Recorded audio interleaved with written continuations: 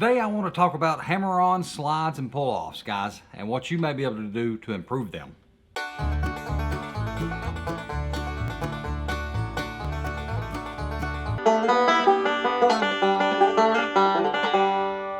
Hello guys, welcome back to another video here on the Banjo Addict page. Thank you so much for pushing that play button, guys.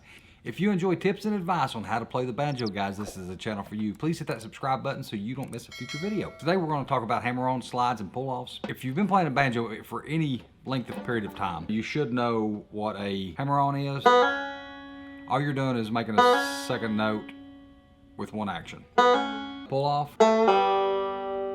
all you're doing is fretting a string on a certain fret, whatever fret it may be. You're plucking the string, and then you're pulling off. Of course, the slide, where you slide from one fret to the next. Okay, now that's all pretty simple stuff. Everybody, like I said, if you've been playing banjo for any length of period of time, you should know or have heard of or know how to do each one of those things. When I was starting out playing the banjo and people taught me the slide, I got taught the slide. You know what I'm saying? Like, do the slide.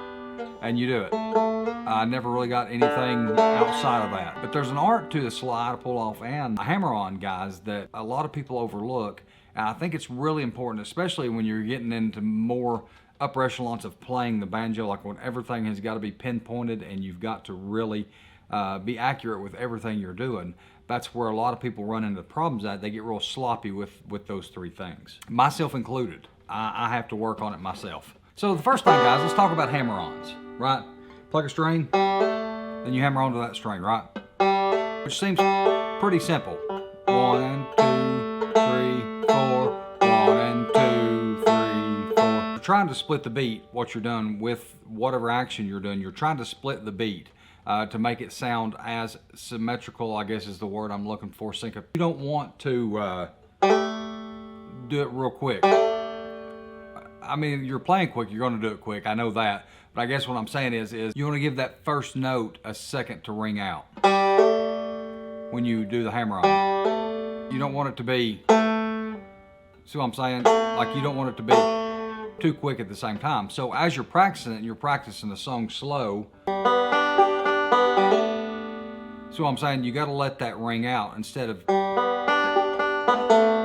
don't hit it too quick to where it doesn't ring out. Like, you got to hear the note first and then make a second note with the hammer-on. Now the second part, guys, is the slide. The hammer-on and the pull-offs are them are both fall in the same boat as far as timing. You're trying to hit a note and pull off. But you don't want to pull off too quick, and you don't want to pull off too late. You need to be proficient on hitting on each string with your pull-offs and hammer-on. The main thing on hammer-on and pull-offs right there, guys. Then the slide is the major one. I think the slide is where people get really, really sloppy at. I know I do sometimes. You want to slide from one fret to the next very cleanly, very precisely. You want to go, whether you're going from 2 to 5, 2 to 3, 2 to 4. All those are specific slides that go to a specific distance. You need to practice those to get that distance down and feel in your hand, so you know when you do that slide, you're going to do it the same.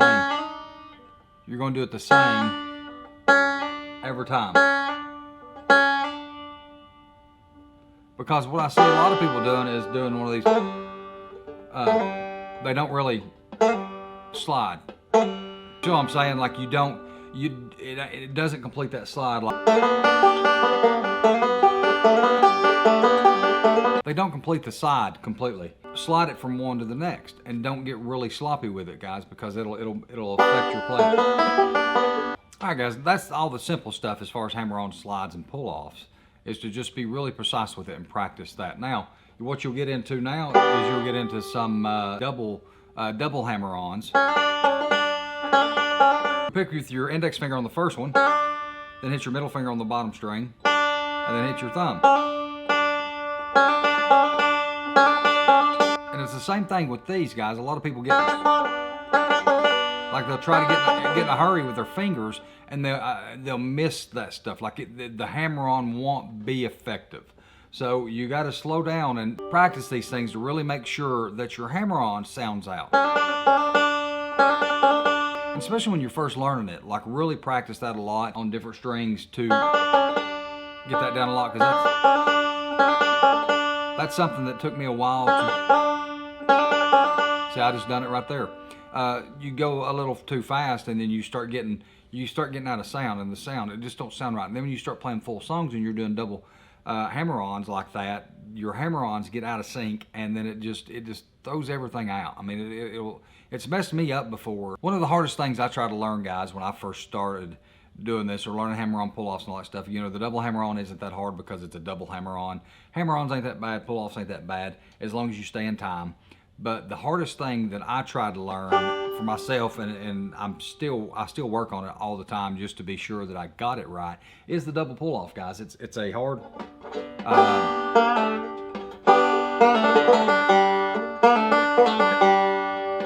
it's a hard one to pull off. It takes some practice to get used to, but all you're doing is, it's the same thing as a double hammer-on on the first and second string, except I'm doing this on the third string at the second to third fret, and just a more or less a double pull-off. I'm hitting with my index finger first, and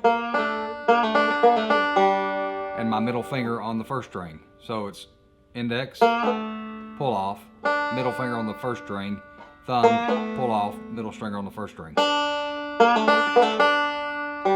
That's something else too, guys, to practice on to help you out. I hope these videos are helping you guys out, any at all. I really appreciate all my subscribers, everybody who is subscribed to this channel and watched these videos, guys. I really do appreciate it. I hope this is helping you out, guys. With that being said, we'll see you on the next video. Thanks for watching.